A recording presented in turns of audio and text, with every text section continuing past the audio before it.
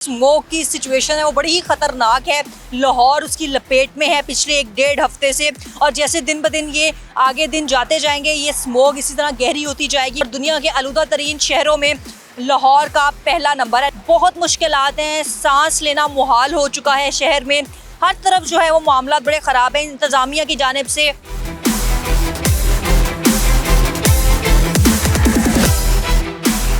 सुनो डिजिटल के साथ मैं हूँ ज़ैनब शहबाज। नाजरीन, आप जो आजकल लाहौर शहर को एक फोग की लपेट में देख रहे हैं वो कोई धुंध नहीं है, बल्कि ये स्मोक है जो कि 2016 से शुरू हुई और अब तक ख़त्म होने का नाम ही नहीं ले रही। जो हर तरफ धुआं ही धुआं है। लाहौर जो है जिसकी लपेट में है ये कीमियाई गैसों का एक मुरक्कब है जिसकी वजह से जो है फ़िज़ाई आलूदगी दिन ब दिन बढ़ती है, और इसी हवाले से ये जो चारों तरफ धुआं फैला हुआ है स्मोक का इसको नाम दिया गया था। अब आजकल जो स्मोक की सिचुएशन है वो बड़ी ही ख़तरनाक है। लाहौर उसकी लपेट में है पिछले 1-1.5 हफ्ते से, और जैसे दिन ब दिन ये आगे दिन जाते जाएंगे ये स्मोक इसी तरह गहरी होती जाएगी। मेरे पीछे भी अगर इस वक्त आप देखें तो ये चारों तरफ जो है वो धुआं ही धुआं है। जैसे ही सूरज की शुआएँ तेज़ होती जाएंगी ऐसे ही ये इसकी जो ये फ़िज़ाई आलूदगी है वो भी बढ़ती जाएगी।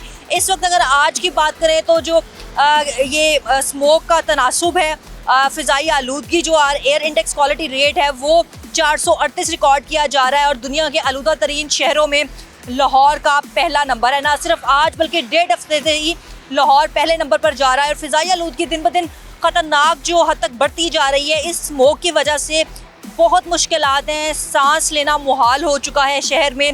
हर तरफ जो है वो मामला बड़े ख़राब हैं इंतज़ामिया की जानिब से। फिर जो मुतलका जितने इदारे हैं उनकी जानिब से इंतज़ामात तो किए जाते हैं, सदेबाब भी किए जाते हैं, लेकिन वो नाकाफ़ी होते हैं। अब ये स्मोक जो है वो जगह जगह पर जो पड़ा हुआ कूड़ा है उसको आग लगाने से भी पैदा होती है, गाड़ियों के धुएँ से भी होती है, फैक्ट्री के धुएँ से भी। ये जितनी भी जहरीली गैसें हैं उनका मुरक्कब बन के जब ये चारों तरफ फ़िज़ा में छा जाता है, एक लेयर बन जाती है, तो ये स्मोक की सूरत में हमारे सामने आती है, जो कि शहरियों और इंसानों, और ना सिर्फ इंसानों बल्कि जानवरों के लिए भी बड़ी ख़तरनाक है।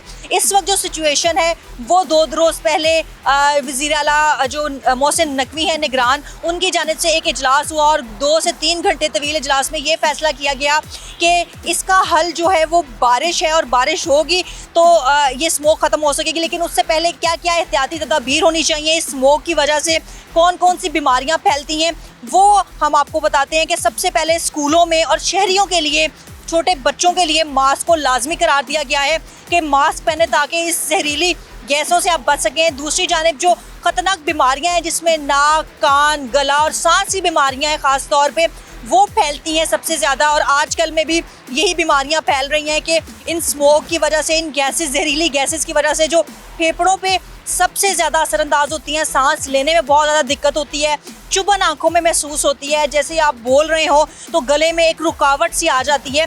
ये तमाम जो बीमारियां हैं वो दिन ब दिन फैल रही हैं, और इसका इलाज सिर्फ जो है मुमकिन है वो मास्क लगाएं और एहतियात बरतें।